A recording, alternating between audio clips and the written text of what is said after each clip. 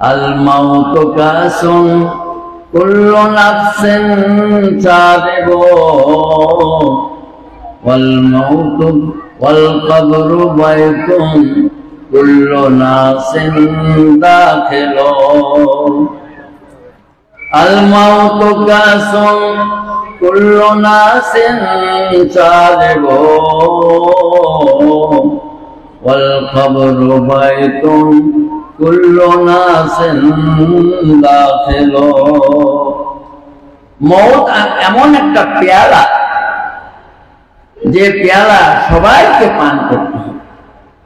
মওত এমন একটা পেয়ালা যে সবাইকে এই পেয়ালা পান করতে হবে। এবং কবর এমন একটা ঘর যে প্রত্যেককে এই ঘরে প্রবেশ করতে হবে।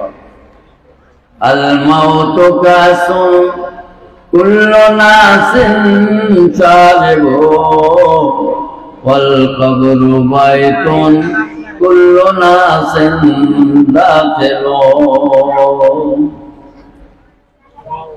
প্যারে ভাইও, দোস্তো, বুজুর্গ, মানুষ যে মরে যায় তো শেষ হয়ে যায় না, বরং মওতের সাথে সাথে তার আখিরাতের জিন্দেগি শুরু হয়ে যায়, যেটা চিরস্থায়ী জীবন, চিরস্থায়ী জিন্দেগি।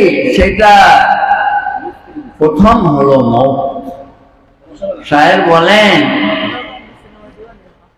मौत को समझा है तूने इख्तितामे जिंदगी,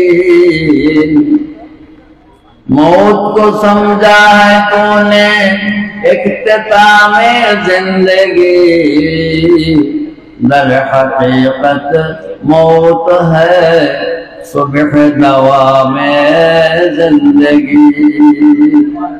তুমি মওতকে মনে করছো যে মরে গেলাম তো শেষ হয়ে গেলাম, এটা না, না, বরং মওত তোমার আখিরাতের চিরস্থায়ী জীবনের প্রথম ধাপ, প্রথম সকাল। मौत को समझा है तूने इख्तितामे जिंदगी, दर हकीकत मौत है सुबह दवामे जिंदगी। प्यारे भाइयों, दोस्तों, আমরা সকালে অল্প সময় কিছু পড়াশোনা করি। আউযু বিল্লাহ বিসমিল্লাহ পড়ে সূরা ইখলাস কোন সূরা 3 বার পড়ি। আউযু বিল্লাহি মিনাশ শাইতানির রাজীম। বিসমিল্লাহির রহমানির রহিম।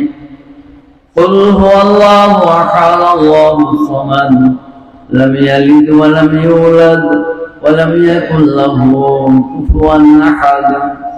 বিসমিল্লাহির রহমানির রহিম। কুল হুয়াল্লাহু আহাদ আল্লাহুস সামাদ লাম ইয়ালিদ ওয়া লাম ইউলাদ ولم يكن له كفوا أحد. بسم الله الرحمن الرحيم. قل هو الله أحد الله الصمد لم يلد ولم يولد ولم يكن له كفوا أحد.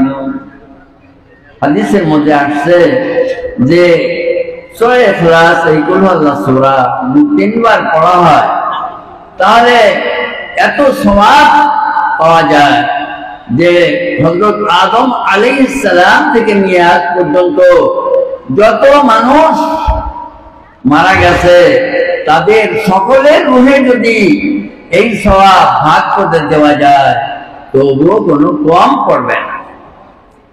এই জন্য আমরা যে সূরা ইখলাস 3 বার পড়লাম, সংক্ষেপে আমরা মুনাজাত করি, আল্লাহ পাক যেন এর সওয়াব সবার রূহে পৌঁছে দেয়।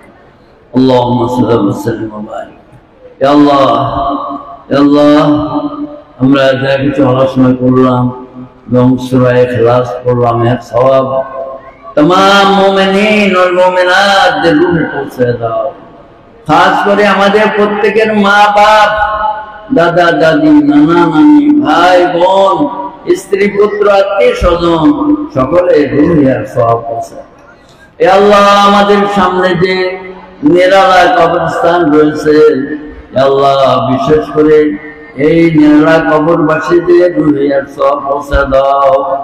আরো দুটি কবরস্থান রয়েছে, তুতপাড়া এবং বসুপাড়া, সেই কবরবাসীদের দুনিয়ার সওয়াব পৌঁছে দাও এবং সমস্ত মুমিন ও মুমিনাত দের দুনিয়ার সওয়াব পৌঁছে দাও।